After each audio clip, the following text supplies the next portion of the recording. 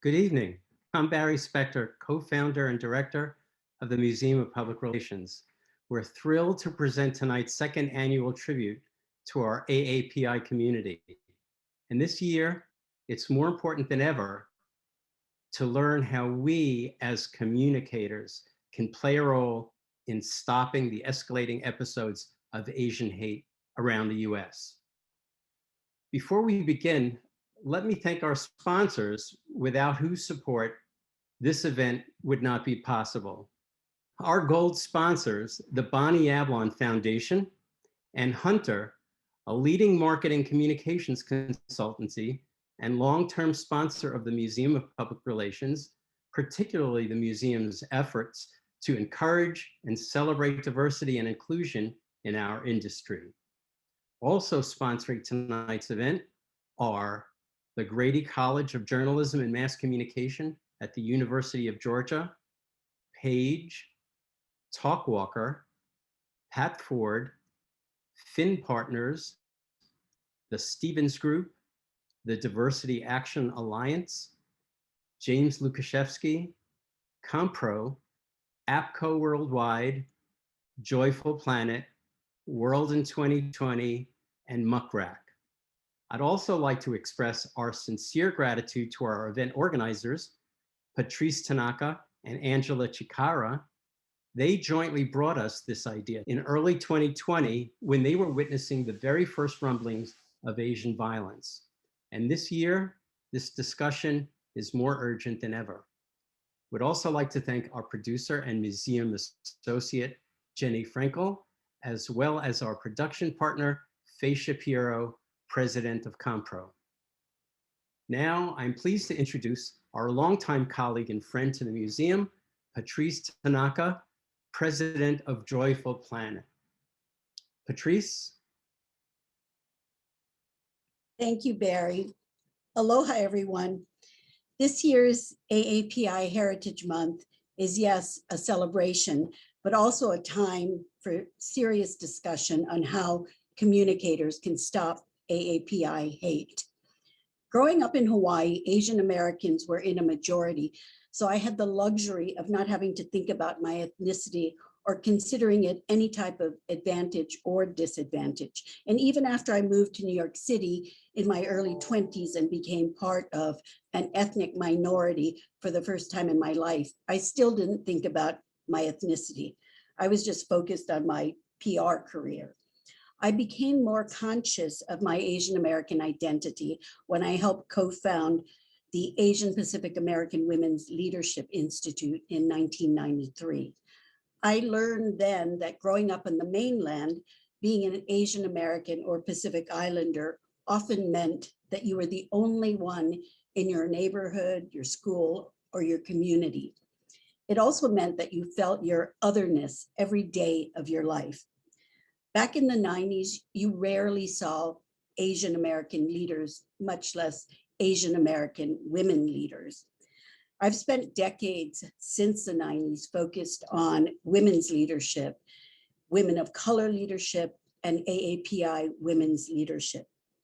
Since George Floyd's murder last May, 2 days before the first ever Museum of PR AAPI Heritage Month celebration, since then, I've been focused on helping to create greater diversity, equity, and inclusion in all my communities, including helping by co-chairing the Diversity Action Alliance, one of our sponsors tonight, and a PR industry-wide coalition committed to taking action on diversity, equity, and inclusion.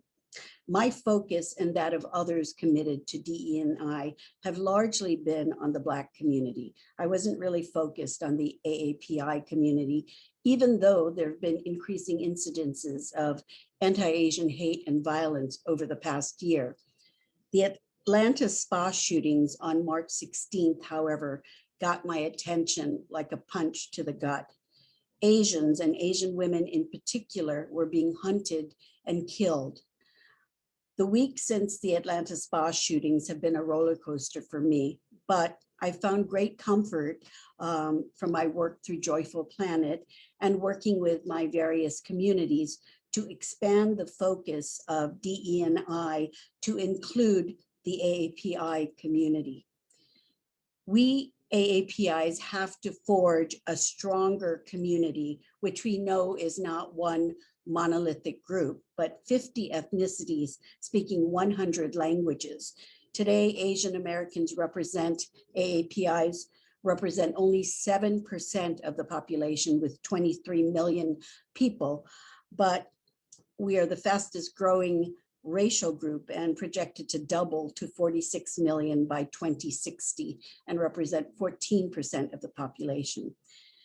AAPIs from 50 ethnicities today don't all get along, but we must learn to do so. And we must make our AAPI community, which is more of a coalition, inclusive of everyone, including East Asians, Southeast Asians, South Asians, and Pacific Islanders. Many of these groups don't feel that the AAPI descriptor adequately recognizes them, and in fact, serves to erase their identities. We can't let this happen. At the same time, we AAPIs must build bridges to other diverse communities so we can all stand together, united, and leverage our strength in numbers as America becomes a majority minority country in the not too distant future, sometime between 2041 and 2046. So we invite and encourage all communicators attending this webcast to please share your thoughts on how communicators can stop AAPI hate. Please share your recommendations in the chat so we can discuss this during Q&A. Mahalo and aloha. And now my dear friend and event co-organizer, Angela Chitkara. Thank you so much, Patrice. That was beautifully said. And thank you to Shelley, Barry, and Jenny, Faye at the Museum of PR and ComPro for hosting the second annual AAPI event. Welcome everyone, and wishing our Muslim brothers and sisters Eid Mubarak. We have an all-star lineup this evening. Each and every one of them is deserving of our attention. Many of them, I bet, you've never even heard of until now. Talent is universal, opportunity is not. I came across this quote around the release of my initial research on diversity and inclusion 4 years ago in 2017. The environment was not ripe for the changes that were needed to take place within our organizations to reflect the communities we serve and identify and solve for problems in our society. 4 years on, we have entered an age of transparency and accountability, fairness and justice, in building a diverse and culturally inclusive workforce and society. Stakeholders are demanding transparency and accountability in all its forms, and organizations need to prove their relevance. DEI ties to sustainability and environmental, social risks and governance of an organization.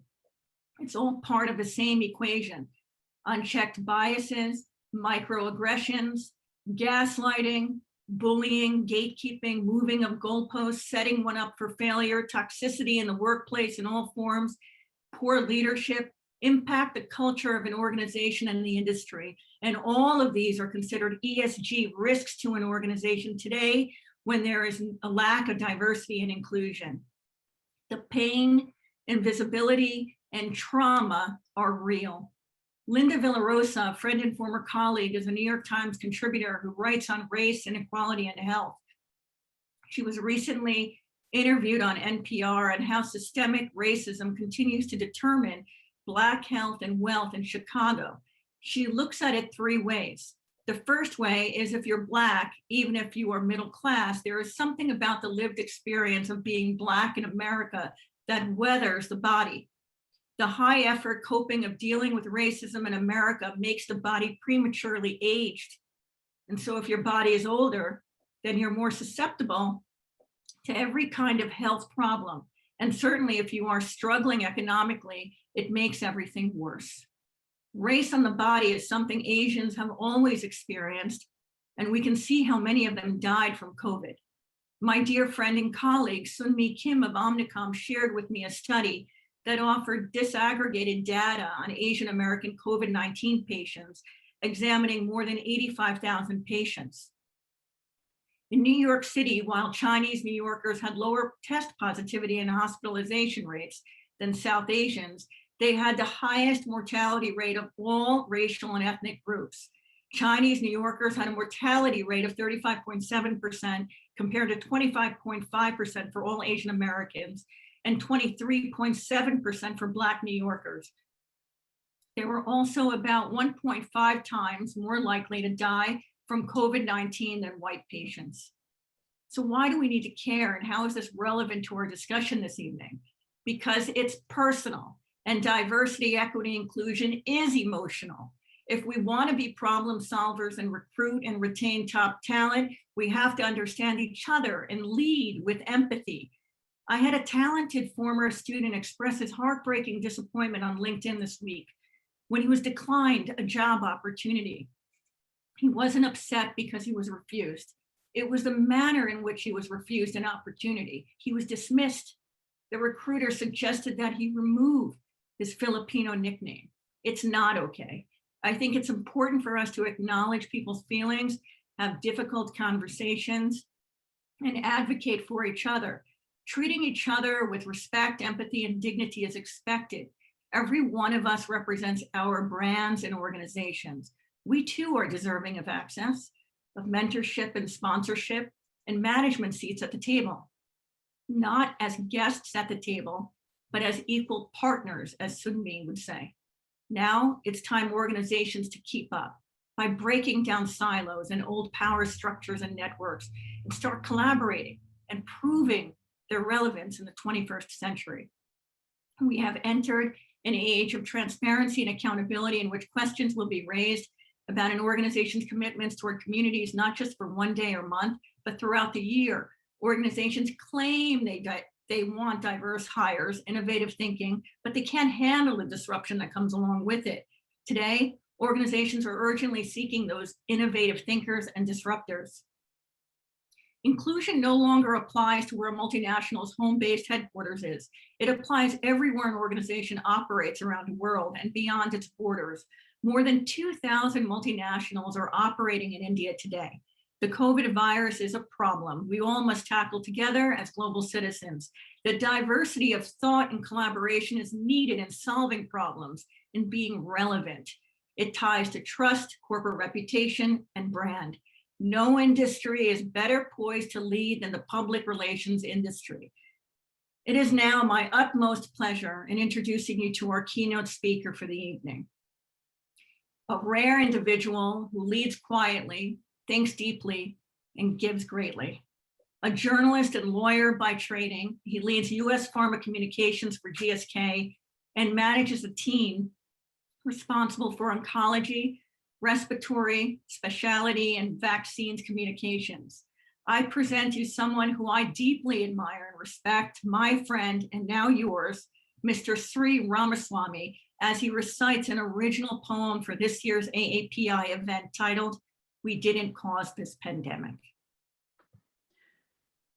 Good evening. You call me names with bitter spite. You bully me with all your might. For somehow I don't look like you, and it's my fault I brought the flu. Wuhan virus, you shout with glee. Your taunts are meant to harass me. You look for me with loaded gun. Your hope is that I'll duck and run. But not this time. No, I stand tall. For this to be our highest call.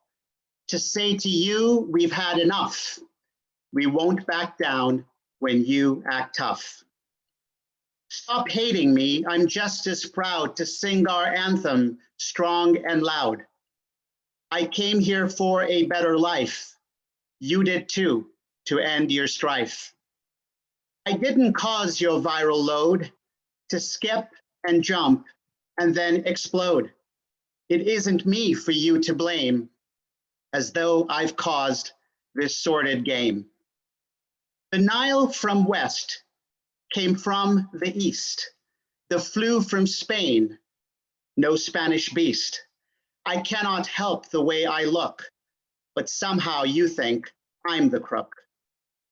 I wish that you would understand that Asia is a varied land, from south to north to east and west.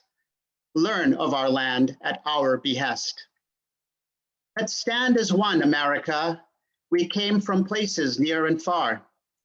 Don't point a finger, blame my race. Don't judge me when you see my face. Stop these senseless acts so sick. We didn't cause this pandemic. We pray like you that soon one day this horrid virus goes away. The World Health Organization issued new guidelines in 2015 for naming infectious diseases. Some of you are familiar with this. It was done in order to minimize unnecessary negative effects on nations, economies, and people.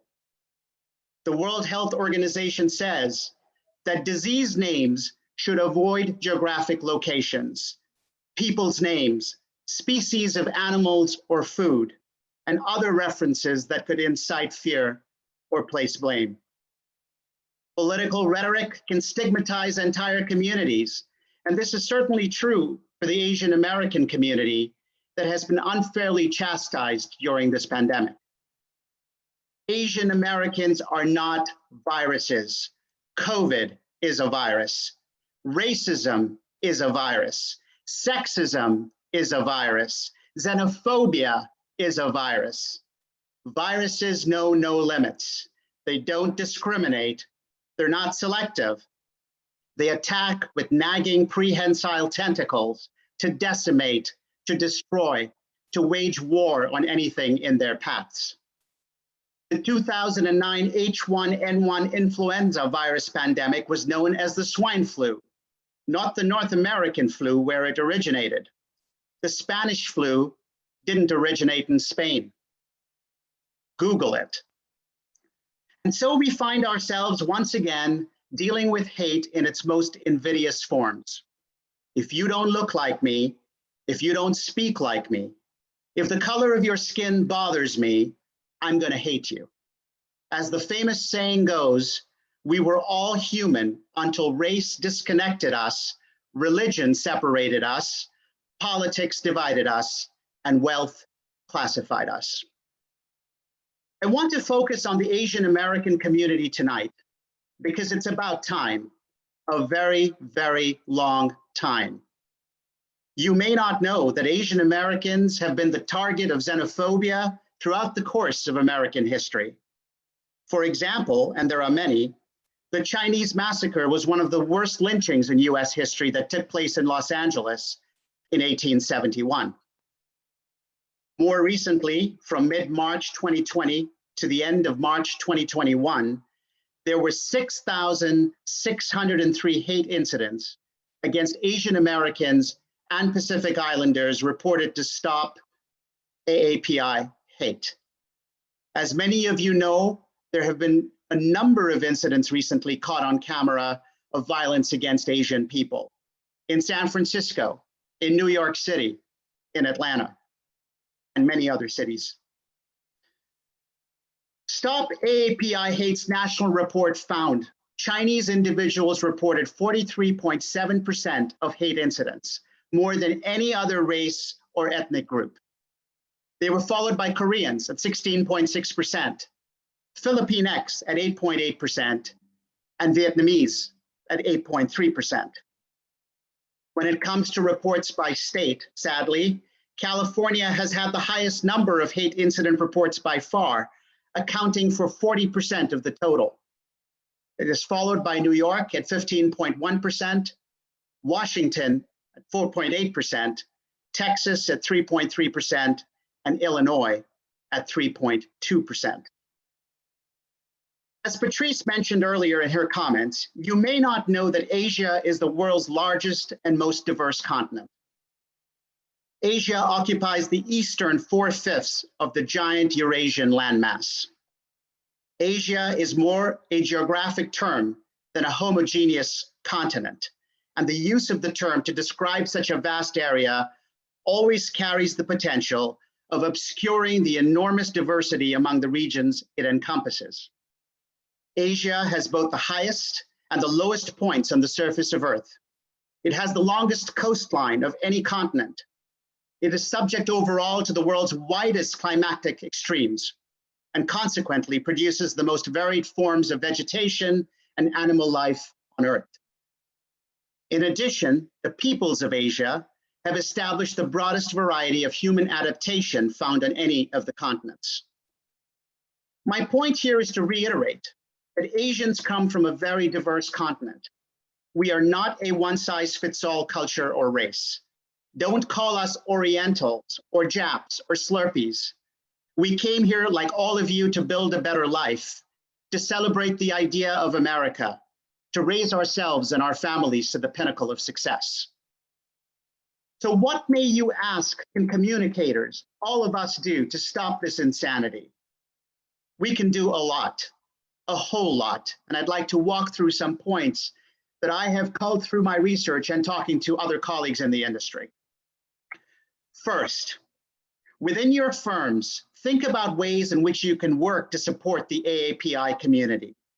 Hold focus groups, hold town halls, host informal chats with your employees to gain understanding, to raise awareness, and to discuss the consequences of divisive thinking. 2, speak out, vociferously and viscerally, but also swiftly when you see injustice. Make it clear to your employees that racism has no place in the hallways of your institution, and that they must speak out against hate whenever they see it. 3, educate your stakeholders.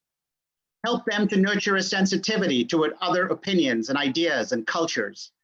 Help them to understand that there is power in diversity, that we must celebrate difference, that they can read and educate themselves about, they can read for themselves and educate themselves about Asian culture and heritage. 4, take time to issue formal statements when needed. Give employees clarity around how to report incidents when they see it. 5, and this is important, do not stay silent. Employees want to feel protected and know that they come to a work environment that is safe and supportive. Condemn attacks against this community.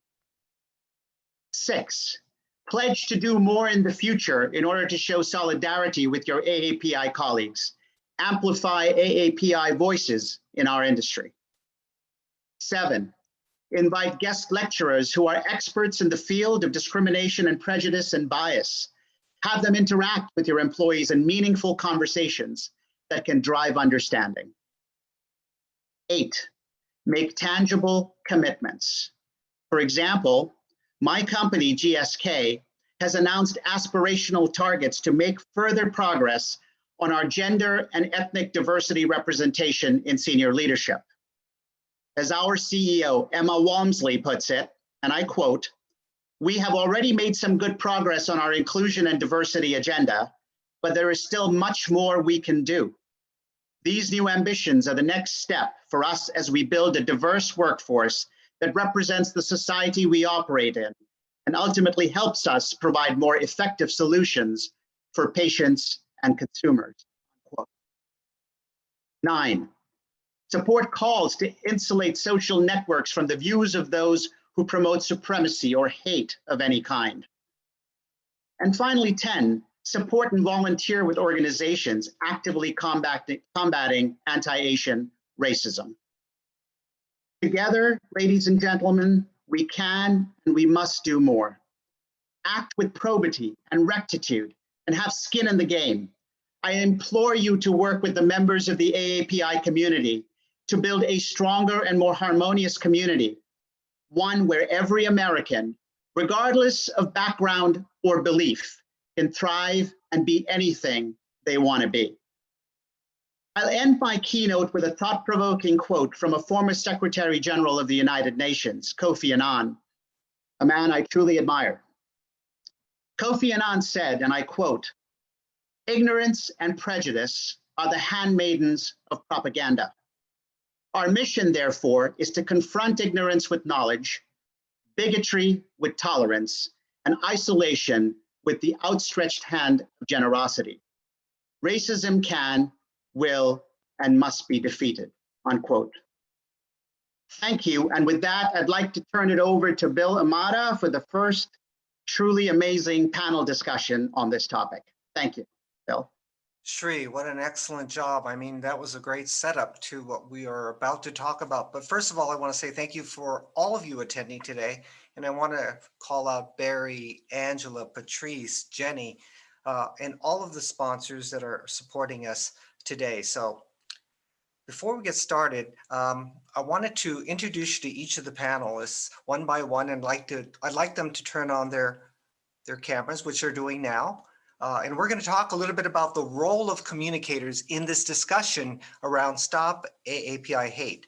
And I'm going to go in alphabetical order. First is Susie Ahn, Vice President of Porter Novelli. She's leader of Justice, Equity, Diversity, and Inclusion. Stephanie Chang is the President of the Asian Public Relations Student Association of the University of Florida. Carolyn Locke is the outgoing president of the PRSSA. Ted Wynn is the Orange County Transportation Authority Department Manager of Public Communications. Dr. Bei-Ling Shah, who's the Dean of the College of Communications at California State University, Florida. Ms. Rama Vasan, the president of Marina Maurer Communications, and Ms. Crystal Vitter, the account supervisor at Golan. Welcome to the panelists, and thank you all for being here. We're going to get right started because we only have about a little less than 30 minutes to get right down to it. And you heard from Angela, you heard from Patrice, you heard from Barry, you heard from Shri, some very important comments that are something that we as communicators can do. But my first question to each and all of you is, when you look at that list that Shri just provided, a number of corporations did step up. They were empathetic, they held focus groups, they did some things that were really remarkable. They made strong and definitive statements, and they backed it up with strong and definitive budgets, weighed in on key conversations, supported nonprofit organizations. But amazingly, a vast majority of the Fortune 500 companies in America stayed on the sidelines.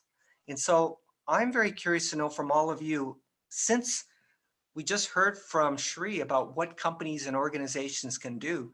Rama, what do you think, if you were advising corporations that are sitting on the sidelines, what would you advise them to do? Thank you, Bill, and thank you for this opportunity. Truly incredible kickoff to the panel. I think a good place for companies that really to acknowledge this issue is to really highlight that this is an issue. Anti-racism against the AAPI community is an issue in the first place. Patrice talked about this, this is a community that spans so many ethnic groups and languages. And also, Angela talked about this. This is not a new issue. It has existed for a long time. And certainly the rise in violence against this community is really alarming. And also, I would say another sort of factor to keep in mind is the model minority stereotype that exists with this community. The idea of really keeping your head down and being compliant with the struggles is also, I think, something to keep in mind. Having said that, and knowing that background in terms of how to address the issue, what I would say is really, how are we being anti-racist as a corporate community and supporting the entire diverse community, including specifically the AAPI community, with really tangible actions, education, and support. So I would say sort of 5 steps in terms of our learning journey. As I said, first of all, acknowledge the issue. The second is really educate and raise awareness of the issue. The third is also, before you take any actions, look inside first. What does your employee base look like? Are you truly equipped to go outside and make statements and donations before looking inside first? And then fourth, really commit to change in terms of tangible and measurable steps, and announce that publicly, announce that and hold yourself accountable to that, both with your employee base as well as external audiences. And I think these are the specific actions that I would counsel companies to take. Oh, that's great, Raman. I know, Crystal, you have a viewpoint on this as well as a person from Golan, a public relations agency as well. Crystal, do you want to weigh in on this? Yeah, absolutely. It'd be my pleasure. This question really resonated with me as I'll use a recent campaign as an example. Luna Bar was kind of claims to be the first nutrition bar for women, and they really wanted to make a stake in the ground for gender equality. And before we even kind of moved forward with this idea, we really took a look at the company as a whole, and we really assessed and audited down to every single employee at the company to make sure that they themselves are embodying this value. And so I would advise this, and we have been in the past year as we've continued to see this really great progressive movement, in that we ask our clients to really, again, kind of have a reckoning with their own history and their own past before we kind of make those very stark claims. But it's a very important avenue that we've been pushing. Yeah, and I know, Susie, you've been talking about this business study, this around justice and social justice. Can you talk about that study and how it applies to what we're talking about now? Thank you, Bill. Such an honor to be on this panel with all of you. So as Bill mentioned, Porter Novelli conducted a business and social justice study recently, just back in May of this year, or April of this year, rather. And I think one additional way that you can get in with clients and with big corporations, if they're not as far along in their diversity journeys, is to provide them some data points that they can really relate to. So I'll share some data from the study, and I can provide a link to the study in the chat. So we surveyed about 1,000 US general market adults 18 and over, and we found that 69% of Americans say that it shouldn't take a massive tragedy for companies to care about social justice issues, right? And then, we can present some of the pros of taking a stance on some of these issues. 66% of Americans believe that it's good for business for companies to address social justice issues, and that, per Rama's point and per Crystal's point, before you make any stances or make any external statements, you do also need to make sure that you're taking care of that you have your own house in order, and make sure that your own people are taken care of before you put out any external statements. And then we also need to show our clients and other corporations that what the cost of not standing up may be. 43% of Americans who were surveyed said that they are reconsidering their current jobs, their current positions in their companies, because they're not doing enough to address these social justice issues. So there is a cost to not speaking up and to being silent. Yeah, I absolutely agree. And you can hear what Rama just said and what Crystal just said, and how thinking and looking inside first and making sure that you represent and reflect the diversity of our country is critically important. But I want to turn the conversation over to Stephanie and to Carolyn. They're both Gen Zers, and they're about to get into the working world. What do you expect companies to do, aside from just saying, you got to stop the hate? You've got to stop what's happening to Asian Americans and Pacific Islanders. What do you expect companies to do as people that are just entering the workforce? Yeah, I can go ahead and get started, Bill. Thank you so much. So far I've agreed with everything that everyone else has said. It's not enough to say stop AAPI hate. Obviously, it's a great start, and staying silent is you're saying a lot more than if you don't say anything at all. So it's really hurting you just in the long run. So as a young professional and a part of the Gen Z community, I think it's really important to note that we as a generation consider companies' stances on societal issues before making a purchase or before we look into wanting to join their company and such. So, it's great. We definitely take note of who's, saying the things on social media and such, but we go deeper. We want to know what their programs are about. What are you doing for your employees to fit, to feel heard and to feel welcome and included in your company? What are you doing for the community? Are you, putting your money where your mouth is? Are you donating to these, organizations that support these communities that we feel so passionate about and such? And are you providing resources, and are you highlighting the voices that, have the stories to tell and such? So just a little, some ideas of what I think companies should consider, especially as a young professional, and as a Gen Z will start to eventually become one of the largest consumer groups in the world, basically. So we're really taking note, and we're really hearing what the brands are doing and such. So Stephanie, if you also had something else to add. Yeah, Stephanie. Yeah, I think that issuing a statement can be a great first step. However, if there's not any action that's really being taken to support that statement, then I think it almost means nothing. And I think that it's important that companies are evaluating themselves internally to see if they can make any unique improvements or contributions themselves. And I think they also need to be asking themselves tough questions, no matter how uncomfortable it is. I've been seeing a lot of Asian American figures and celebrities using social media and their personal platforms to speak out. So I think it would be even great if companies could team up with these individuals to give them a greater audience and platform and really make a more memorable impact than just a statement.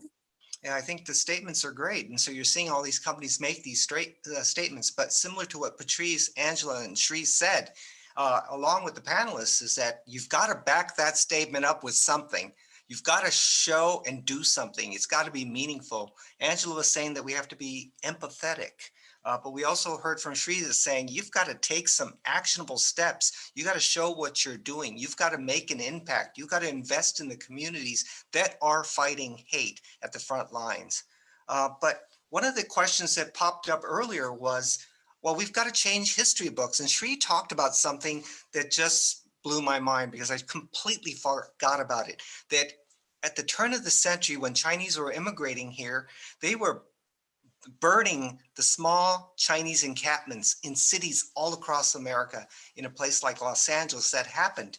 So are we teaching history, our histories well? And we're hearing a lot of people saying there's not enough information about the Chinese Exclusion Act. There's not enough information about the Japanese intern. There's not enough information about what happened to the South Asian community during SARS. And so I want to turn this over to our dean from the School of Communications over at Cal State Fullerton. What role can public communicators play to ensure that our histories are accurately recorded and taught in our schools? Yeah, thanks, Bill. And just to reiterate, I'm at Cal State Fullerton, which is not in Florida. I think really that there are 4 different angles to the textbook situation, right? And here I'm thinking not just of college textbooks, but really of K-12 textbooks, because that's really where the learning needs to start. So I think first we have the storytellers themselves, the people who have the experiences, we have the authors of the textbooks. And what we as communicators really can do is to leverage our professional expertise to promote the people who have the stories and to promote the authors who write the textbooks. The second part of textbook production is really with the publishers, right? So academic publishing right now is really in a moment of crisis and really in a moment of transition. There's enormous economic challenges to putting out textbooks. And so as communicators and even just as consumers, another way that we can really make sure that AAPI and APITA stories get told is to leverage some of our economic clout in terms of supporting the publishers that publish stories that are holistic and fully encompassing of all of the histories that are part of our country. And then the last part, of course, is that especially in K-12, the choices to adopt certain textbooks rests with school boards, and in some cases they rest with legislatures, right? So for example, when the Texas state legislature passed some laws about what certain textbooks could or could not say, that legislation, because Texas is such a big state and has so many school districts and schools, that legislation actually impacted what the publishers of those textbooks chose to put into the books. So as communicators, what we also really need to do is do some political pressure, political activism, and really just leveraging our political power at the ballot box to make sure that the people who get elected to state legislatures and even to local school boards are going to be people who support the adoption of textbooks that are fully accurate in all of our history. That's fantastic. Yeah, I know it's I very think- political. Oh, go ahead. Yeah, in addition to, textbooks, we all have the power in our fingertips with social media to share our story. And I think with Asian Americans, we've been too humble, too shy, and not to want to brag, right? So now's a chance to shout our stories, to tell the stories of our grandmas, our grandpas, our aunties and uncles, and our ancestors that paved the way for us to be in America. Many of us were born here, we're second or third generation. There's an arrow pointing right at my graphic, right? That's me as a 5-year-old landing in America after war-torn Vietnam on April 30th, 1975. And we landed in Orange County on May of 1975. So I'm proud to be wearing my Khang Dong and Áo Dài Vietnamese traditional attire to celebrate Asian Pacific American Heritage Month. And it's a story that we can all share. We all have unique stories, compelling stories, and we need to honor our heritage and shout out our stories on how we are contributing to the landscape of America and how, I landed in El Toro in Irvine, and just a block away is the Metrolink train station where I've been able to make an impact in improving transportation in Orange County. The very place that I landed as a 5-year-old, and now as a 50-year-old, I'm able to make an impact on improved mobility and transportation in Orange County, thanks to a 5-year-old refugee. And Ted, that's a really good point that you're making as well, is that every one of us has a story to share that's unique to us. And the more we tell our stories, the more people are going to understand who we are and how we are part of the fabric of America and the world. And so you're doing something that's going to change the way we look at transportation in a place like Orange County, which has changed so much. But you're also doing things that are very positive. Now, we're spending a lot of time saying we've got to stop the hate. We've got to do things like talk about Asians are not a virus. The virus really is COVID-19, but you're taking a little bit different approach. You're taking a little bit more positive approach because you're showing people what you're doing in a very positive way to pull people into those conversations. You want to talk about that? Yeah, absolutely. Last year at this exact time, 1 year ago, I was detailing our all-volunteer effort with myself and 4 other Vietnamese American professionals, all volunteer. We collaborated to see our neighbors in need. They were in need, desperate need of PPEs. And so we gathered our resources, and then through a network of all volunteers, gathered more than 1.5 million items of PPEs worth $30 million and delivered them to healthcare workers that desperately needed them, along with vulnerable citizens, our fellow neighbors. In addition to that, we provided 70,000 restaurant meals throughout Orange County, Southern California, and throughout America. And so as part of our Nailing It for America effort, we found ourselves as targets of Asian hate. And we found it so ironic. Here we are being the best of Americans, providing to our fellow Americans, our fellow neighbors, our fellow healthcare workers. Yet we were called chink, gook, fish eyes. At the same time, it devastated us.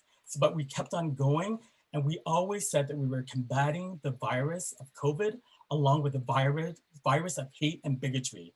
And we transitioned to not only providing the PPEs, but also doing immense amount to stop Asian hate, in not just talking about it, but by organizing rallies, by being on CNN. You see this live rally in Koreatown where we joined our brothers and sisters and had an interview with CNN on Saturday, and really publicizing and really emphasizing that this must stop. And not only that this must stop, but what we need to do legislatively and all the things that Shri and Bill and the other panelists have talked about. It's about action. Enough of the moments of silence. It's now a movement of action to stop Asian hate. And if we can't protect Asian Americans, then we cannot protect any American in this country.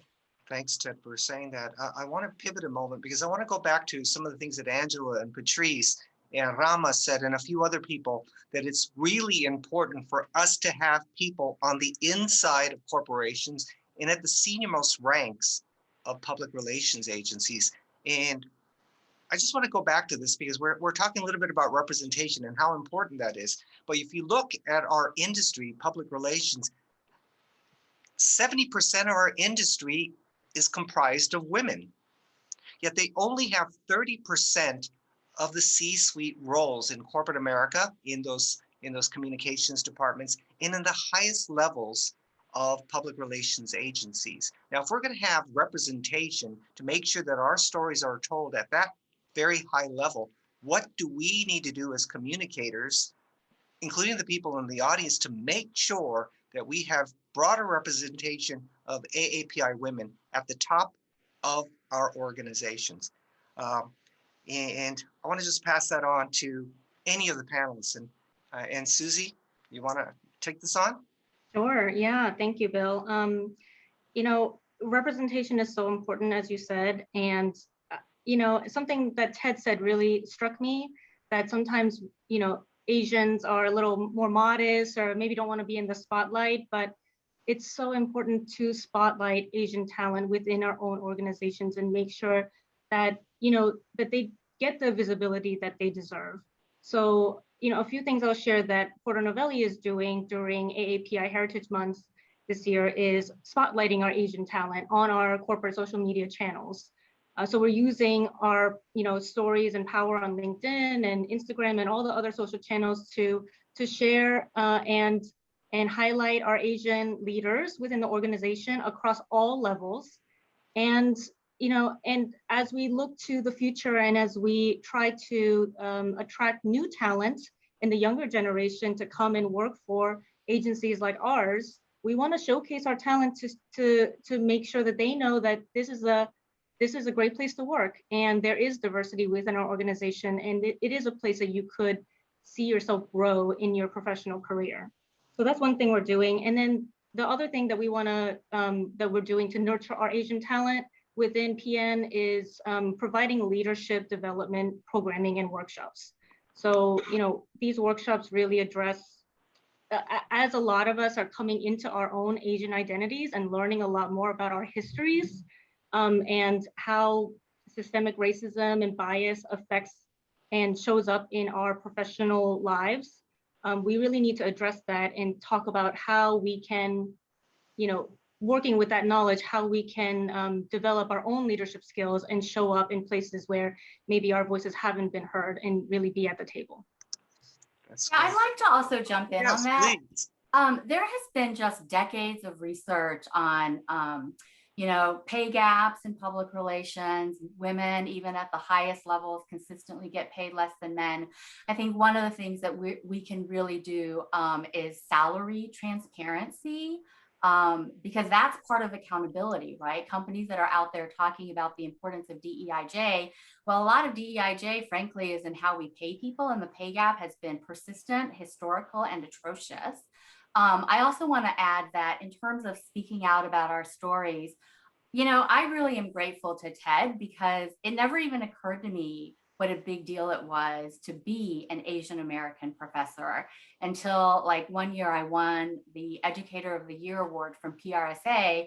And afterward, Ted and Angela Burrell from the Orange County chapter came up to me and they were like, oh my God, an Asian person won this award. And Ted, that was such a powerful moment for me because, you know, I think like Patrice, I just never thought about that. Like I just am who I am.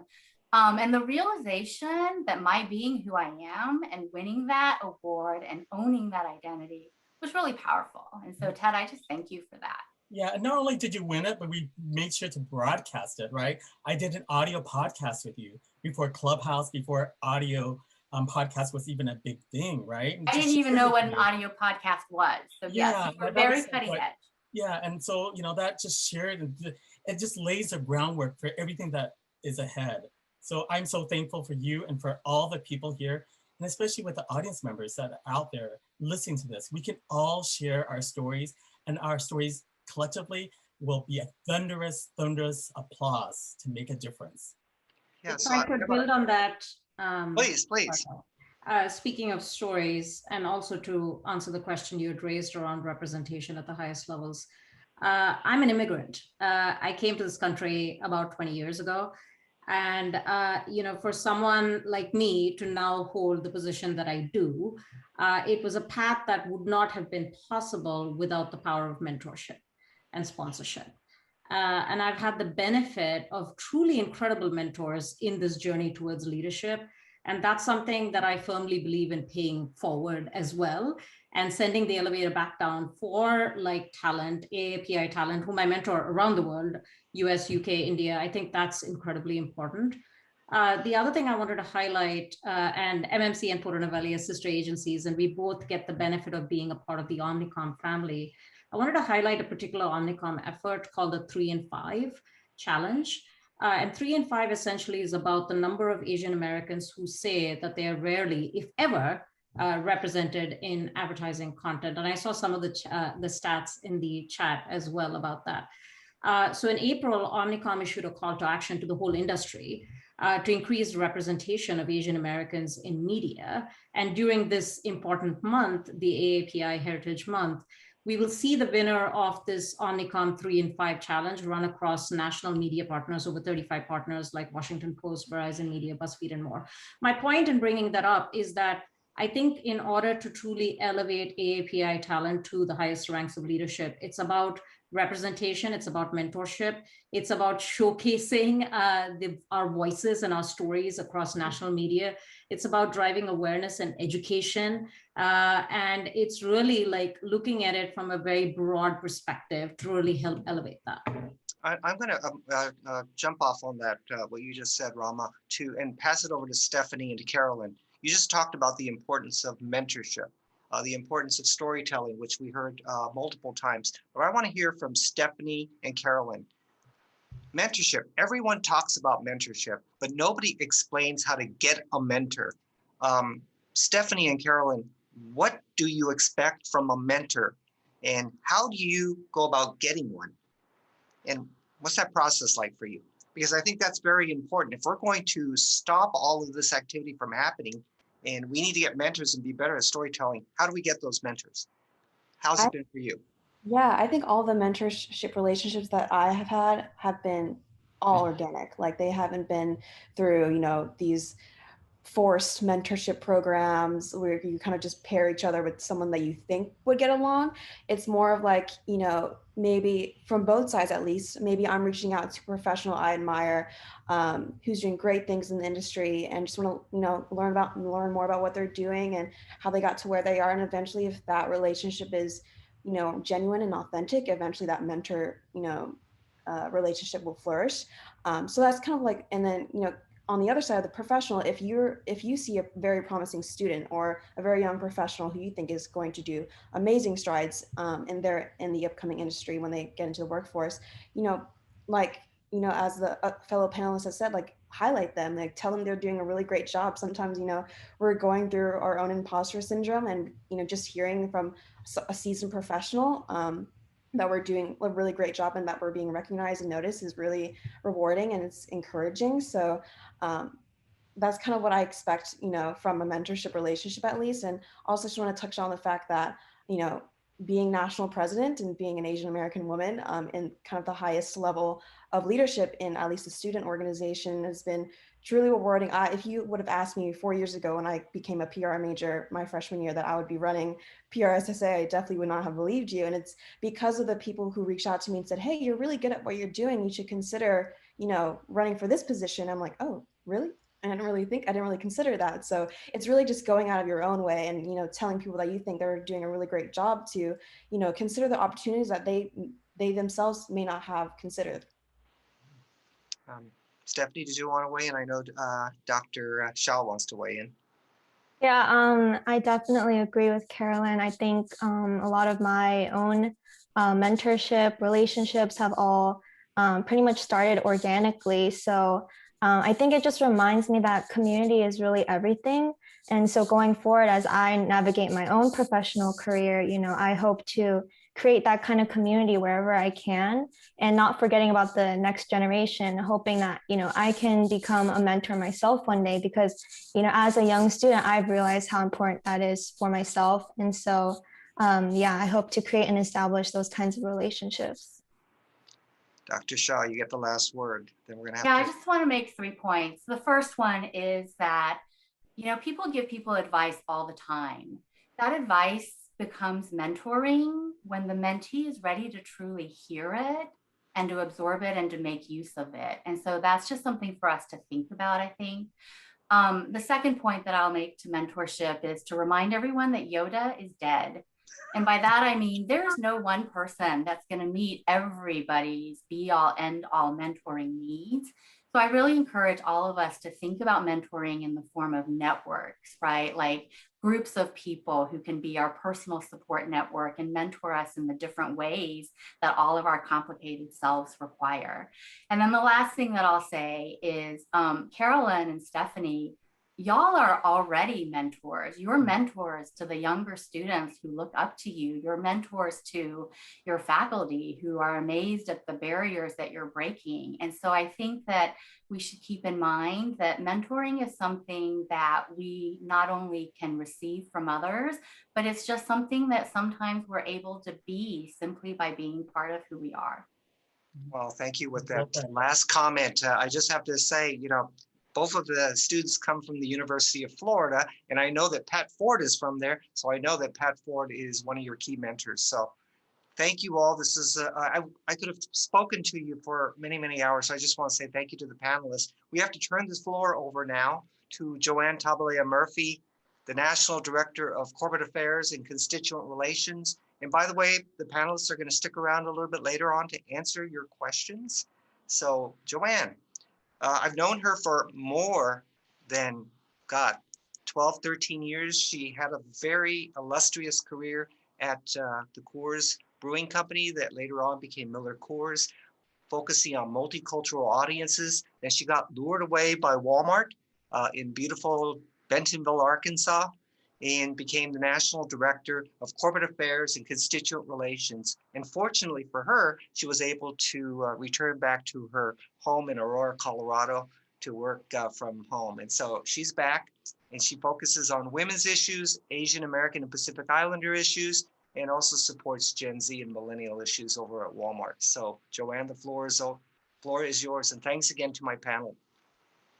Well, thanks, Bill. And by the way, I have to say, that was a really good discussion. And you stole one of my questions. What am I going to do?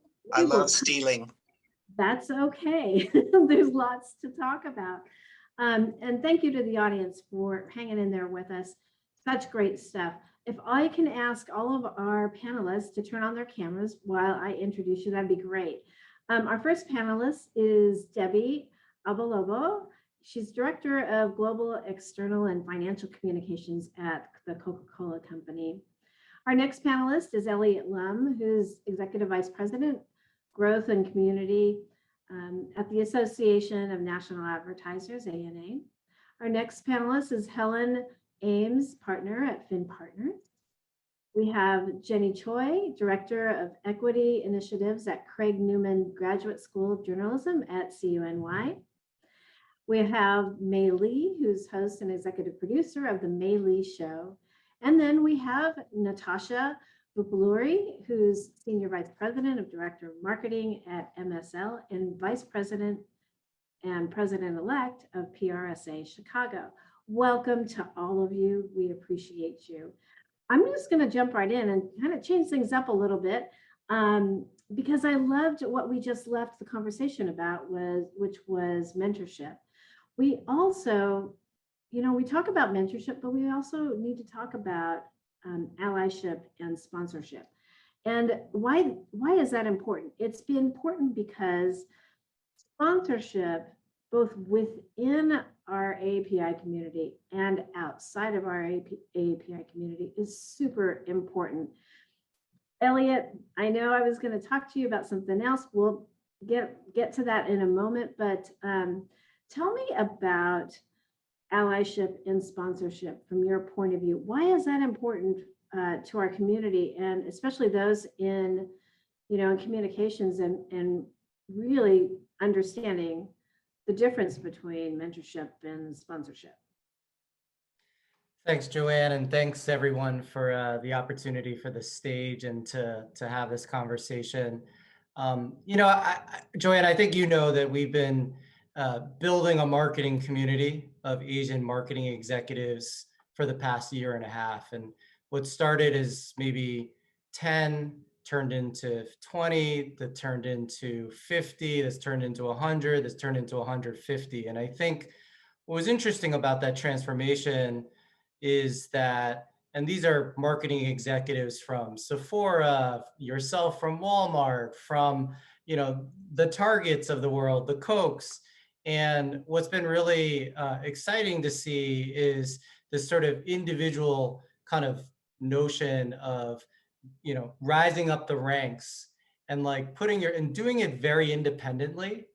And now, with sort of the pandemic happening, you see this conflation of like your professional identity as a marketer actually conflate with your racial identity for the first time, where these executives are seeing each other and they find that very empowering to support each other, know that they have each other's back, and for them to actually start to share their stories very publicly, which is not something that they've done before. And so I share that because like that was just something that, just started from like, listen, we need to all talk and have a safe space to do it. And I think from that, that kind of power, you find allyship, you find sponsorship, you find people wanting to lean in the ways that they feel comfortable leaning in, just like yourself. Yeah, and I really appreciate that, Elliot, because having a safe space with allies who you can trust is so important, especially as we talk about anti-Asian bias and hatred and violence and so forth. Natasha, do you want to weigh in on this when it comes to allyship? Yeah, so I work at MSL, which is part of Publicis Group. And one of the things that we've obviously worked on at Publicis broadly is pledging action. We had pause for action last year. This year, we're going to do it again. It's been incredibly well received, and allyship is a major aspect of that. I lead marketing at MSL, and actually from a sponsorship standpoint, more so, I report to the CEO. But even before that, I had in my career been sponsored by and mentored by other CEOs. I was very lucky to have other people take me under their wing. But I don't think that would have happened unless I would have advocated for myself and proved myself. And it's funny, I say lucky, and then I think about it for a second, and I don't think it's lucky, it was earned. So I'm constantly kind of reminding myself the work that I've done.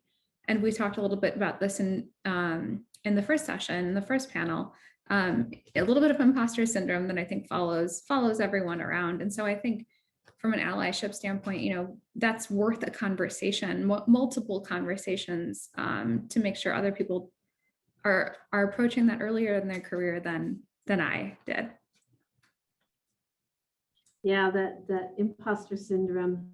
I've experienced it, I have to say, and wondered, am I that deserving? I wonder too, Natasha, if that's partly because we're Asian American women, right? I don't know if that's true for you or not. I think it was true for me. Yeah. But this is not about me, it's about you guys. So, Helen, what do you think about, we're such a diverse group of Asian Americans and Pacific Islanders and Native Hawaiians, and we talk about allyship. Do you think, Helen, we should be, focus on being better allies for each other first? Exactly. I think that collectively we need to support each other because we are all sharing the same challenges and sharing our stories and continuing to lift each other up in the workplace and professionally. And just speaking of allyship, everybody wants to be a good ally. Nobody will raise their hand and say, I don't want to be an ally. No one has a problem. But it's also up to us to say, hey, you know what? As an ally, here are a couple things you can do. You can just listen to me. You can just say, hey, how's everything going? Are you okay? You can give me some space. If something, really terrible happened in the news, we're all affected. We're not okay. We may not say we're not okay, but reach out to us. And those are just very simple things, outside of, speaking up, volunteering, and donating to causes that will help the Asian American Pacific Islander community thrive and grow and be safe. Oh, that's a really good point.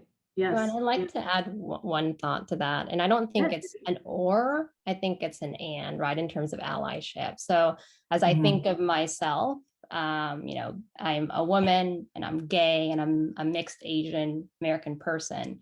Though obstacles are in my way because of that, I think there is an opportunity for me in that intersectionality to help bridge. So I think being cognizant, right, of not just omitting ourselves for the sake of others, but also understanding that allyship within ourselves is integral. But I think, I would hate for us to miss the opportunity for more collective action across any marginalized group, because I think there are power in numbers. How that manifests, I think, may be different in individual folks, because everyone's going through different things and everyone has various stories. But I think it's an and personally, and would love to just hear other thoughts as you bring that up. Yeah, it's interesting that you say that, Debbie, because and thank you for sharing. I know that allyship is super important, especially with each other. I mean, we got to take care of our house first, right? And our family first. I think that way. May, what do you think about that? Hi, everyone.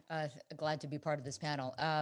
Yeah, I mean, I talk about allyship all the time on my show and in my classes. I'm an adjunct professor at USC at the School of Journalism too. So this is an important issue that I think we all have to realize, that we cannot stay in our individual silos and kind of talk within our own echo chambers, because if we just do that, then we're just not going to educate anyone else. And the first panel touched on this, which I think is really important. And this goes along with allyship too.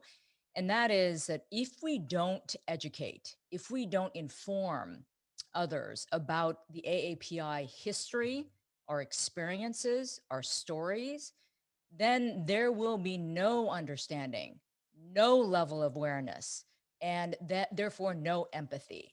Right? Without information, education, awareness, no one develops any kind of empathy for each other because they don't know the stories.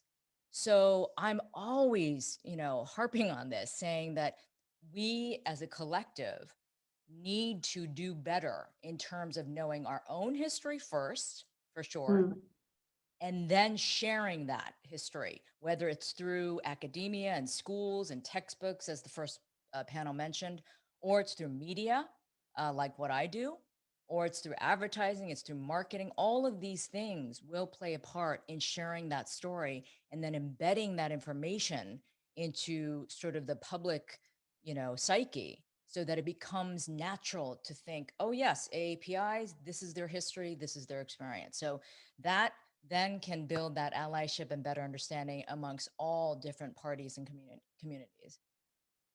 Yeah, I really like that, May, because you kind of alluded to this sense of empathy, right, when it comes to allyship and so forth.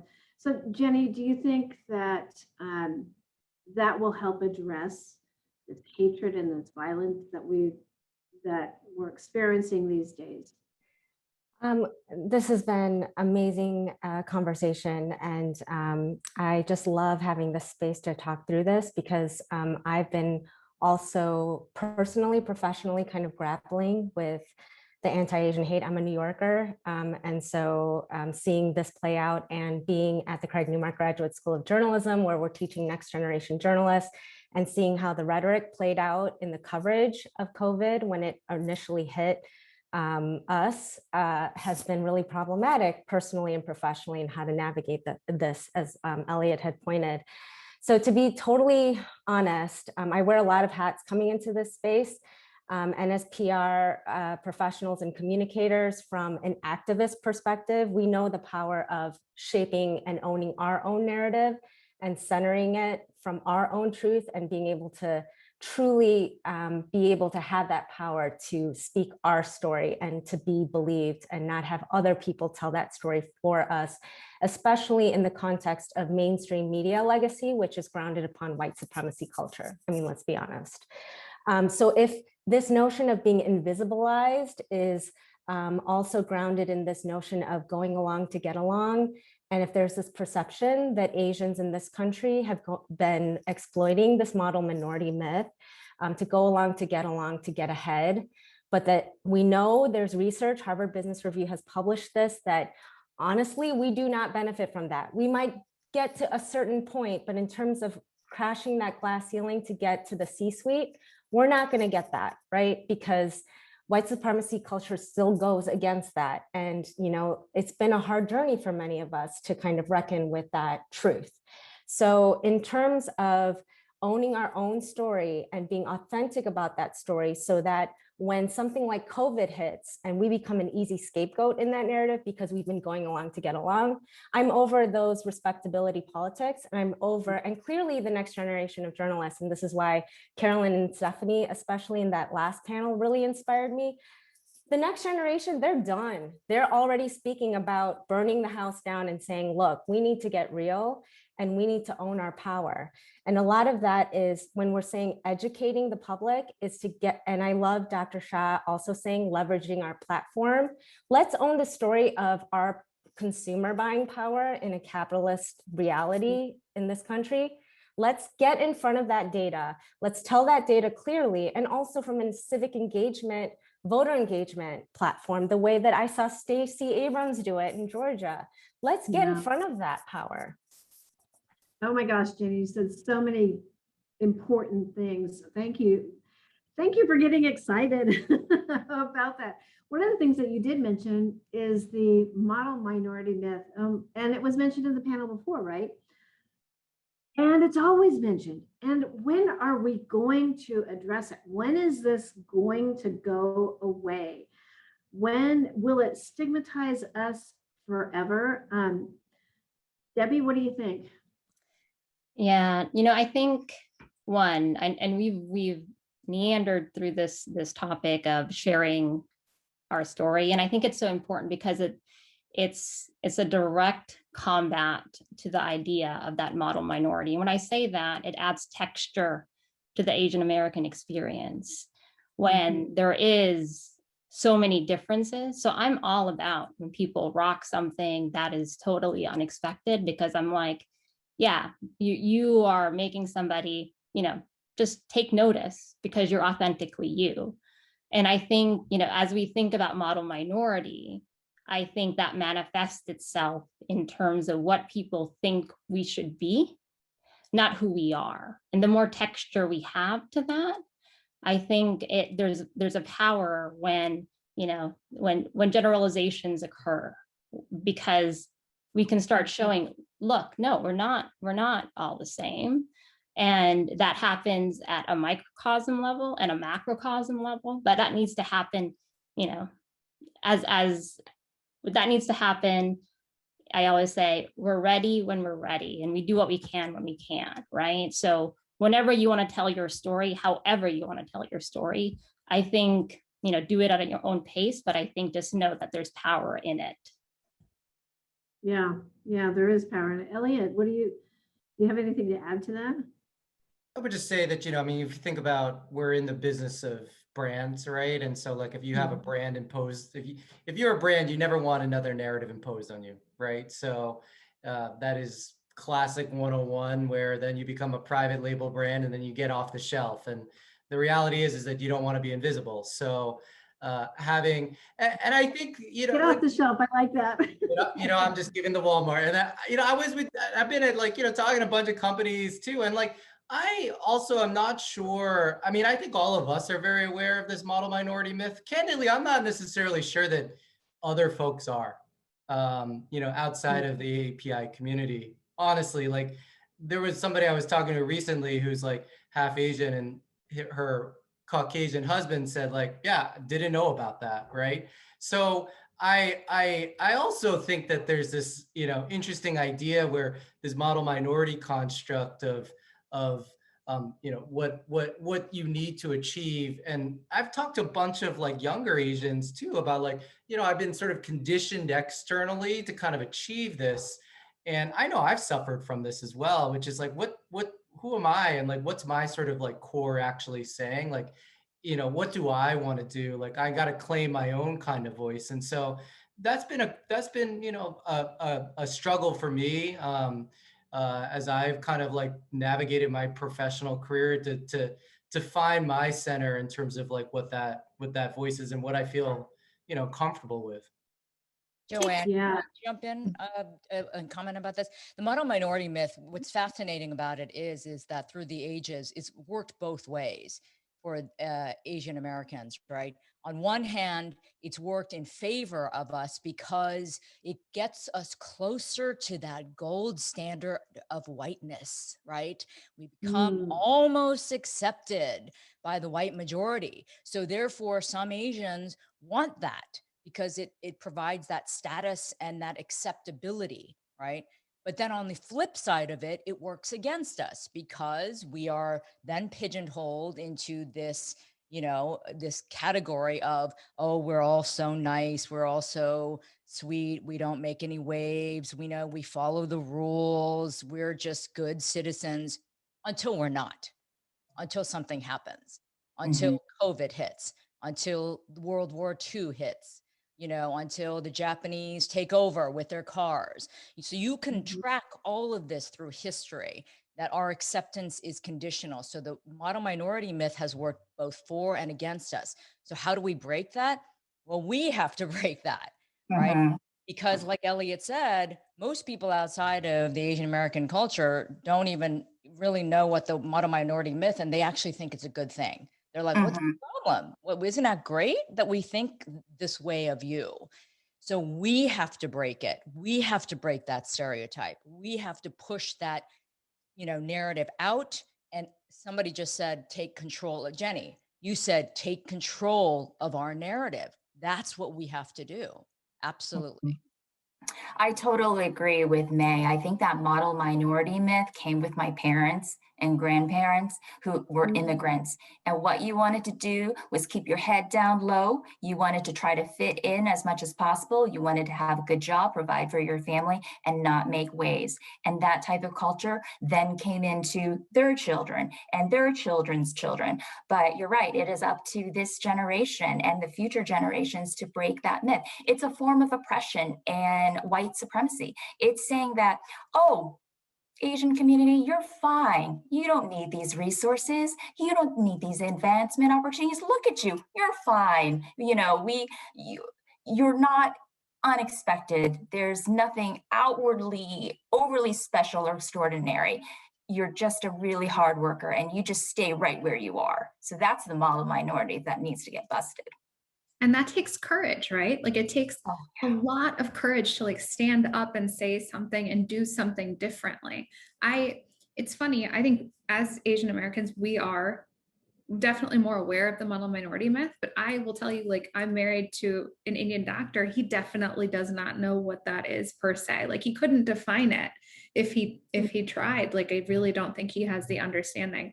So I've personally dealt with quite a bit of the keep your head down and work hard. It should be fine and you will move up. But I did notice that as I got further along in my career, I really did have to speak up, and I do grapple with it a lot. And I think all of us do on a regular basis. We have to give ourselves some grace for doing that.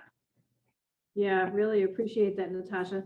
And thank you to Bailing for putting in the chat box a link of the model minority myth and how it originated. So if you haven't had a chance, audience, please tap into that.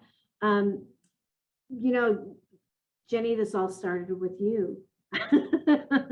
This started with the conversation that you brought up. And also, you know, you're part of a generation of leaders, rising leaders. Leaders are going to make the difference. And Helen mentioned this, right, a little bit, that it's up to this generation, but it's also, I mean, I'm an OG, I admit it, and it's up to us to also help make that change. Jenny, do you want to weigh in on that?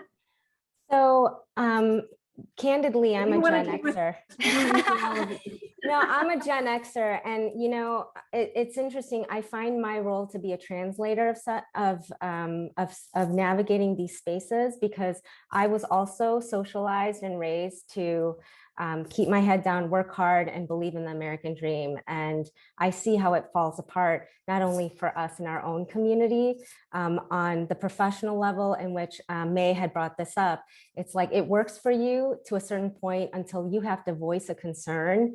And I've seen and experienced that the backlash, quite frankly, is worse for us when we want to speak truth to power compared to some of our colleagues.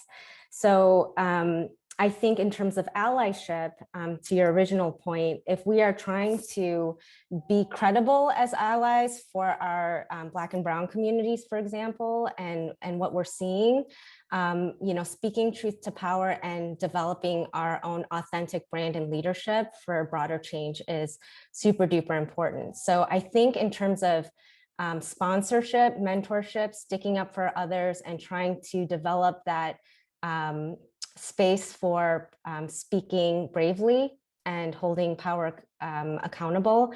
I think we can't do it ourselves, but if we can develop that collective voice, I think in the Asian diaspora, given how also very diverse we are, compared to when you see, for example, the BLM movement and even Latino, Latina, Latinx movements, where at least there's a shared language.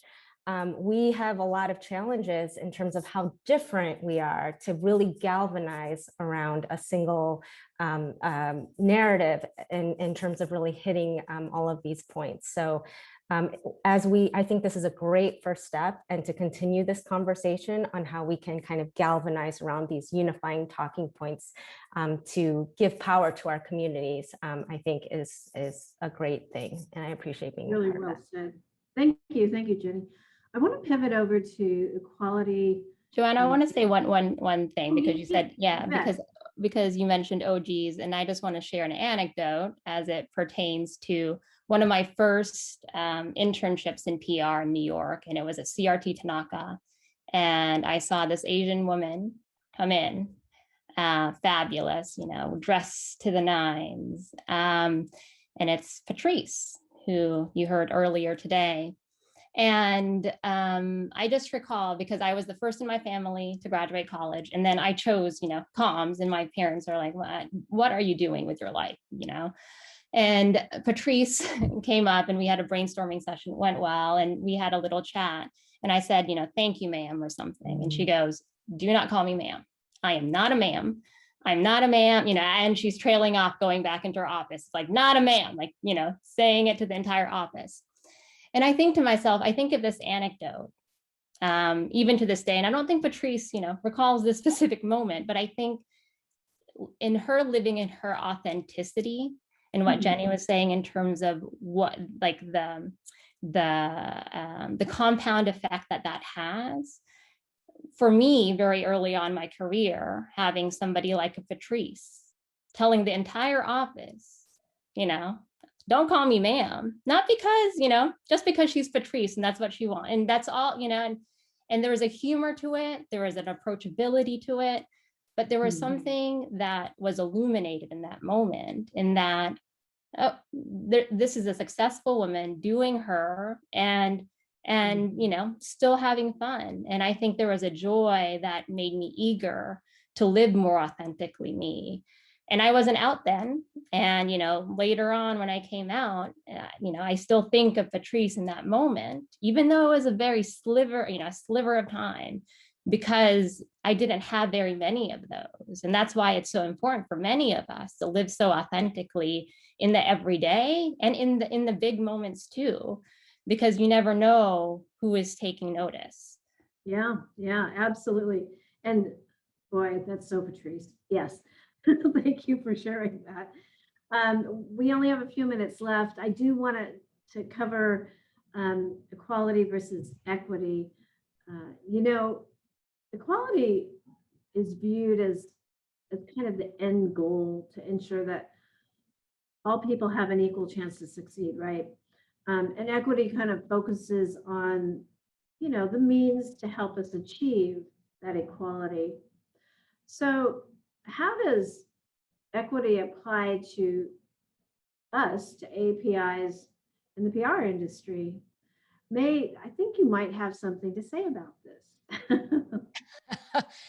Well, having been a journalist for over 30 years in the media and, on camera, doing the work that I do, it's been a long slog, I got to tell you, when it comes to equality, both equality and equity as an Asian woman. And so it's been a tough fight all the way, to be seen and heard. And I literally mean that when I say that, because I'm in the media, to be seen and heard and respected as an Asian woman. So I really think in the PR world, especially as communicators, since I'm on the journalistic side, I would say that, it really, if you can't see it, you can't be it, right? And that's why I love the story that Debbie just shared, is that Patrice, left an impression on her in that moment because she saw somebody that represented this empowered, confident Asian woman. And so, we need to see more of that. We need to see more of those images. We need to hear more of those stories so that everyone is affected, not just younger people coming up, but all of us, right. All of the people outside of the AAPI community, to see more of us and our diversity and our power and our stories and our skills, our capabilities, so that, again, that becomes more normal. That becomes not such a atypical, kind of sort of ghostly image that they're not used to. So I really do feel like, from a PR communications point of view, you guys all have to do that kind of work. You got to get those images out. You got to get those, symbols out there, and the folks who will make that impact long term. Yeah, thanks for sharing that. Anyone else have anything to add to that? Sure, I can add in terms of equity in the PR industry. I know probably all of us on these calls, we moderate big meetings, we create the agendas, we kind of lead the calls and determine the directions that meetings with clients or inner office meetings go. And I think it's really important to give everyone a share of voice and a purpose for the meeting. And one thing, simple that I just do in my everyday work is I always try to create an agenda, and I always try to do introductions. Say their name correctly. If you don't know, just ask them. Say their name correctly. And then I also try to say a little tidbit about them, something positive, something they contributed, something that is successful, that they achieved, just as a way to sort of humanize them, because we're all on Zoom, could be all strangers. So that's something that I think is important, especially for younger people in the industry, is that gives them some more confidence to share their ideas and get credit also for the ideas that they bring to the table. There you are. That's a great tip. Well, I know that we're coming to the end of our panel. I like to end with something hopeful. So I'm going to give you less than 30 seconds to give us a tidbit. Going around the panel here. Debbie, start with you. Give us some hope. As I think about this moment, I feel quite inspired to read more artists and find more talent within our community, because there's so much. And I feel as if, I'm a voracious reader. I look for anything that I can find. And one thing that I want to share is in an effort to amplify Asian voices is I'm currently reading a book, Minor Feelings, by Kathy Park Hong. And it's a beautiful book, Yeah. beautiful book. And just as we think about, learning from one another, I think it, as a point of inspiration, Joanne sharing another Asian voice for this group. Love it. If you can, at some point, type that in the chat, that would be awesome, Debbie. Elliot, 30 seconds. I think, first of all, that's a great book, Debbie. So awesome. And I'm just going to build off of your point when you were saying "and" before, which is just, I always use this phrase "both and," which is like you can own your feelings, you can own your, allyship with other groups. It's like it's always a both and like you can, and just make sure that you have self-care for yourself to know, how to enter into a conversation that, sometimes is very challenging and difficult. So wherever you are, and that's great for you to be in that conversation wherever you are. Love it. Natasha. So I'm president-elect for PRSA Chicago, and one of the things that we did this year is we added a mentorship chair. And so we started our own mentorship program, and I don't think very many chapters of PRSA across the country have that. One of the things that I've learned just in working with that group, with younger folks, they're so brave and they have so much hope, and they are really, really, really working to change the world. And so I really hope that we will learn something from them and the way their idealistic point of view, because I think that idealism is real. It's very realistic. Love it. Mentorship, a mentoring chair. May, 30 seconds. Yeah, with the show that I do, I have, believe it or not, even though like I'm in my 50s and I'm going gray and I'm letting my gray hair show now and not coloring my hair, I have a lot of younger viewers and followers.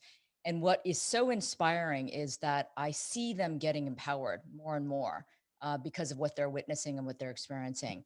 And I call them my warriors. And I always encourage them saying, one person can make a difference. Don't think you can't. Don't sit back and think you can't do something. One person can make a difference. And I am hearing stories from my viewers and listeners telling me, you know what, May, I went out and organized a rally, or I volunteered for something. And I can see this enthusiasm. I love that. And it's a wonderful thing. And so I just feel like I just want to leave everyone with this, is that, yeah, no matter what your age, what your background, no matter who you are, I don't care. You can do something to make a difference. Thank you. Joy, or Jenny, I'm sorry. So I'm just going to use a personal story. One of my previous lives, I was a singer-songwriter, and I'm Korean American, born in Chicago, had never been to Korea before, but was invited to Korea. And I knew that the only time I was going to go to Seoul was to be invited as an artist. And so I was really nervous because I wasn't sure how Korean audiences would receive me, a Chicagoan. And it was so amazing how I went there and everyone received me and said, "Welcome back home." And I felt so seen and so understood when I'd never been home before. And in a post-George Floyd environment, when I am doing a lot of work around hurt and healing, having this space post-Atlanta and the anti-Asian hate I've been seeing has been so gratifying to be seen and heard and just immediately understood in a community of folks that is home to me. So thank you for being in this space, because this has really given me so much breath and self-care. So to do this work moving forward. And I really want to honor that space. That's so cool, Jenny. Thank you. And Helen. For the AAPI community out there, if your parents or parent are still living, hug them, thank them for their struggles. They endured more than we can imagine, because they probably won't even tell us if they did. They opened the door, and we're going to walk through it and do the work. Wow, that's wonderful. Thank you all so much. Thank you for your honesty and your transparency and your words of wisdom. We appreciate you. So now I have the pleasure to hand off and to introduce my friend, Richard Louie. Joanne, Joanne? May? Hey, you and I are talking. I think Joanne, her batteries ran out. I think it's like the panel was over and like, whoop. She's frozen. So Richard, I've been told to turn off my video, but it's so good to see you, Richard. It's awesome to see you. That's right. Don't go anywhere. I'm joking. We'll stall a little bit for Joanne, but good to see you too, May. Bill Amata, are you still around too? Our two moderators would be great. I'm Joanne still tries to get here. back up. Yep, it was the timing, and I think Joanne, did you put the quarter back in the machine? Did you put it back in? No. Sending you much love. She's very sophisticated. She does everything through mobile devices. Who carries change, Richard? Well, I don't even know what a quarter is. It's something I just Googled. Something, they say they use those things. Hey, Joanne, I don't know what happened, but it happens all the time. What two great panels with some amazing folks. Bill, stay with us. Bill, stay with us. It's good. We're going to go through some questions, the three of us. I would really like to do that. Are you game?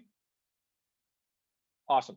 Bill, if you had to summarize, especially with the thematic that in terms of why we are gathering tonight, as we look at communicators, and certainly the two of you are leaders in this, as well as your panelists, how would you summarize what we all learned from your panels? And Bill, you go first. I would say that we do have a critical role as communicators, that we can help lead change, not only within our organizations, but also to help elevate the stories that are unique to us. That is awesome. And Joanne? I would say, I believe strongly that it's our responsibility as communicators to be the ones to lead the change that needs to happen. We're good at our craft. We have a platform to use, and so we should be using that.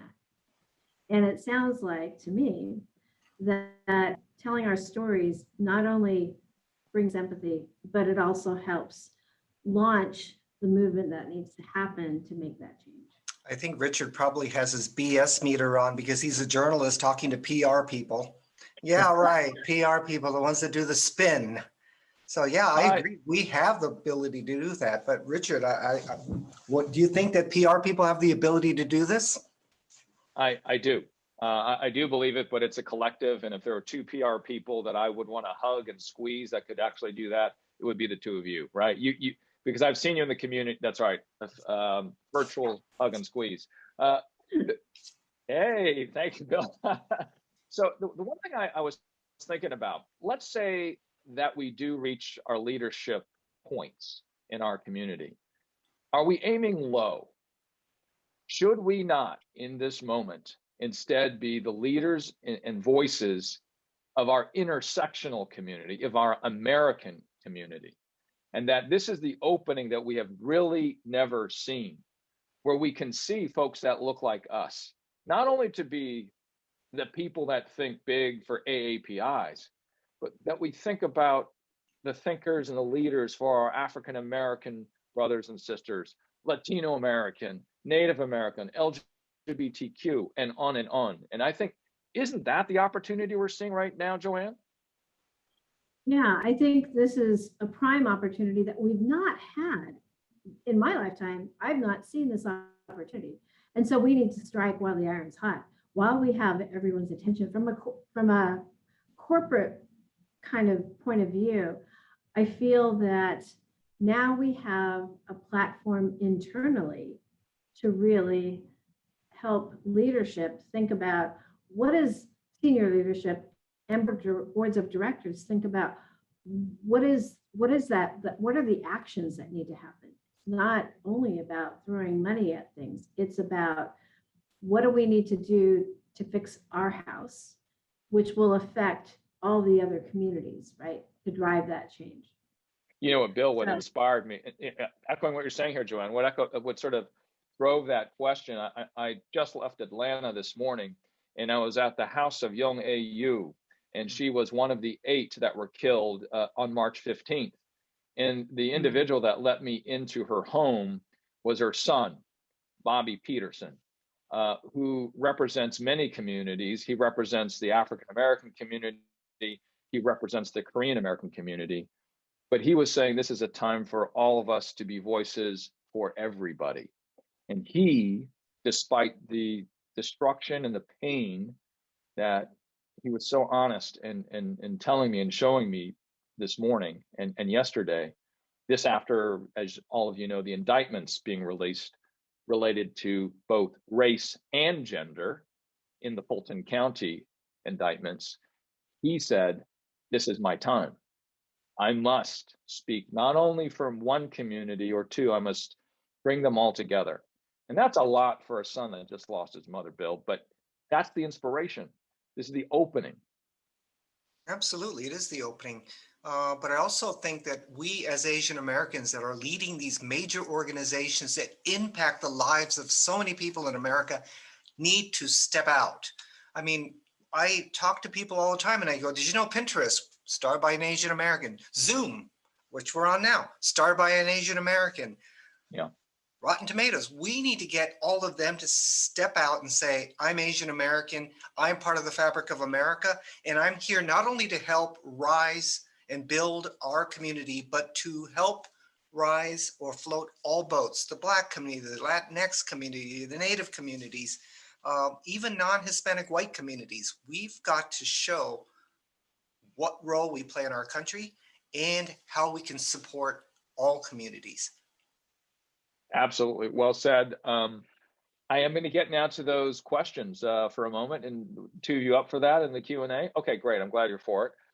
Rachel Kovacs says this: Asian hate and mistreatment in the United States has occurred in waves. For instance, the anti-Chinese immigration policies in the early 1900s and anti-Japanese sentiment, the confiscation of Japanese Americans' property and their internment in American camps during World War II. Has anyone looked to those historical periods to explore what, if any, public relations was implemented in the past, whether it had an impact then, and if there is anything that can be learned from those periods that would be useful to today's public relations practitioners in combating anti-Asian attitudes and actions and discrimination in the workplace? Joanne or Bill? Gosh, I don't have the answer to that, but I think one of our panelists do. I know Bei Ling. I mean, you know, she's big on this about the importance of curricula in school. So Bei Ling, jump in here. Hey, Bei Ling. Yeah, I think the question is really about what research has been done on those historical periods. And I have to confess that I can't think of any off the top of my head. So if there are any students of public relations who are watching this, I think that would be an excellent topic for a research project or a senior thesis or a master's thesis. That's a great question, Dr. Kovacs. But they could go to the Japanese American National Museum and find a number of resources there. I know, Richard, you've been there. And that would be one of the first places I would go because there's a lot of scholarly research behind it. And Canada has the same program around the Canadians that were interned, because I know there's several Canadians on the audience as well. So I would go to the museums that have archives specifically around that. And you'll see the role that public relations people and communicators have played in this whole process. By the way, all the panelists who want to pipe in on this, please do keep your piping ins, by the way, short if you can, 30 seconds when you pipe. Anybody? Yeah, I just wanted to share, you know, with the railroads being built, you know, I think Salt Lake City, the Utah community, you know, really took a introspective look at the discrimination that took place and the overt deletion of the Chinese American contribution to that. So with the Golden Spike ceremony that they did last year, they made sure to involve the Chinese American community. And they brought in folks that, you know, grandparents, aunties and uncles that are still alive that remember that valuable contribution. So it wasn't a token, but a substantial, you know, meaningful, you know, applause to the contribution and the sacrifice of the Chinese in building America's network that was able to make the West grow and prosper, thanks to the Chinese you know, immigrants and those laborers that many of them died as a result of their sacrifice in building America's infrastructure. Hey, Richard, if Thank I you for could, that. Go for it, May. Yeah, go. yeah, Yeah. I'm just going to plug something that I'm actually working on. At USC Annenberg, I am developing a new course that's never been done before, and they're fast tracking it because this issue is so vital now. It's about AAPI history and journalism. And so close to PR, I've done a lot of research for this course in looking at how these different historical events were covered or not.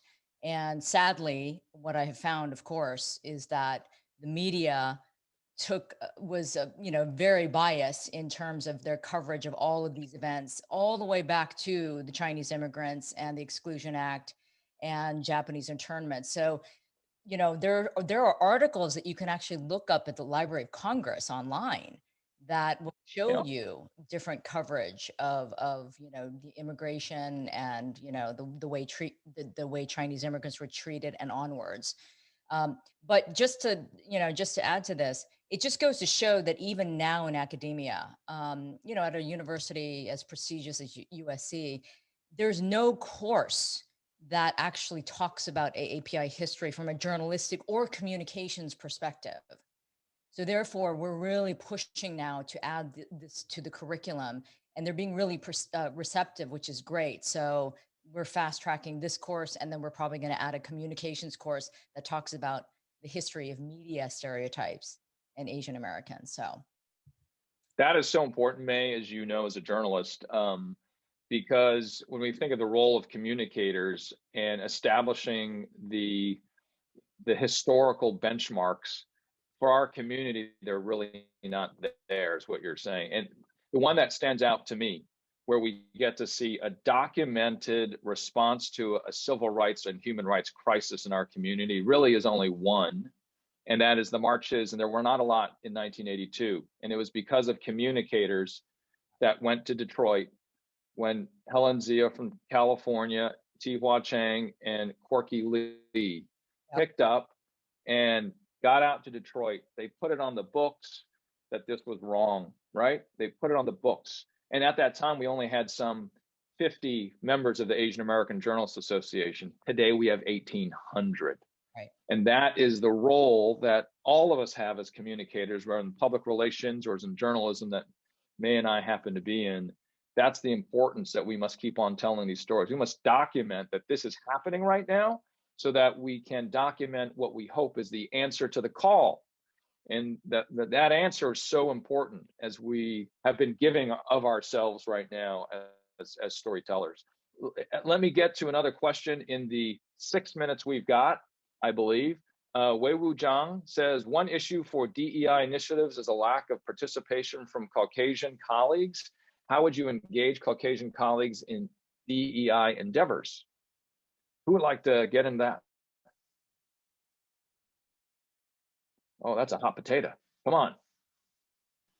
I think we push white people away sometimes, and I think they don't know how to weigh in. And I think sometimes all it takes is just saying, we need your help. We need you to be part of the solution. And I think giving them a specific role and pulling one or two of them at a time will make a huge difference. I just think a lot of times people don't know how to respond to discussions about white supremacy or BIPOC. It's like, well, obviously this is something that, we might have caused. So maybe we should let you guys figure it out. I think sometimes we just got to walk up and say, we need your help. White people are part of the solution. So we need your help. And here's a role that we'd like you to play. Yeah, we don't expect you to have all the answers. And, we need your point of view and we need your allyship most of all. And sponsorship too, right? They're the ones who are making decisions. They're making hiring decisions, running boards and so forth. So I'm married to a man who is white, and he says, tell us what to do. We don't know. We want to fix, but we don't know what to do. So, helping them become better supporters and allies is really helpful. I also think another way to go about it is to make sure that we distinguish that racism happens at multiple levels, right? There's interpersonal, institutional, societal. And I think sometimes individuals are turned off or scared when terms get used like white supremacy. White supremacy is about the system, right? And so we need white people to help us and to be part of the interpersonal efforts. And I think making that distinction that when we talk about white supremacy, we're not saying, you white person, I suspect you have a hood in your closet that you wear at night with a burning cross when I'm not looking. It's not about that. And so I think when you take away that misperception of the different levels of at which racism operates, that helps to diffuse some of the tension and therefore diffuse some of the defensiveness and helps to get more people on board of all backgrounds.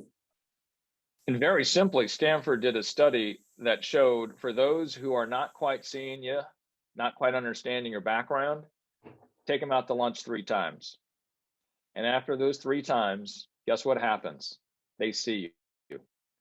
That is your effort. If then they don't see you, they don't see the issues, as we all know, sitting in this room, move on, next, and invite another person into that learning opportunity. I think I've got another question in here, if I can sneak it in, if y'all don't mind. Letitia Ellison says, what advice do you give to companies who want to care for employees who are affected by national news of racism and hate and hate as well, and must counsel clients on how to respond to these issues? Jenny, you're smiling. Is there something on my face? No, I saw or that prompt that question? we need to hear about your book too, Richard, so don't forget about that. Yes, we'll get. All right, so Jenny, you raised your hand. What do you think about what Letitia said? I'm sorry, I totally got lost in that question. I could jump in if you'd like. Please. So, as someone in a position of leadership, I found is one of the critical things that we can do as managers and organizational leaders for our Asian American employees that like to really process what's happening in the world right now is to use our privilege to acknowledge that there is an issue, the recent rise in Asian American violence, and also give space for impacted individuals to really process and grieve and heal. One of the things that we've done at MMC is instituted open forums, which are safe spaces where we can all talk about it very openly and really help process and work through solutions as well. I want to thank all of you in the room, and thank you for that, for a fantastic conversation. I was learning and watching all the way along, and to close us out is Mr. Shelley Spector for today. Barry, you out there? Yep, patiently waiting. Thank you, Richard and Joanne and Bill, Reese, Angela. Thank you all for joining us.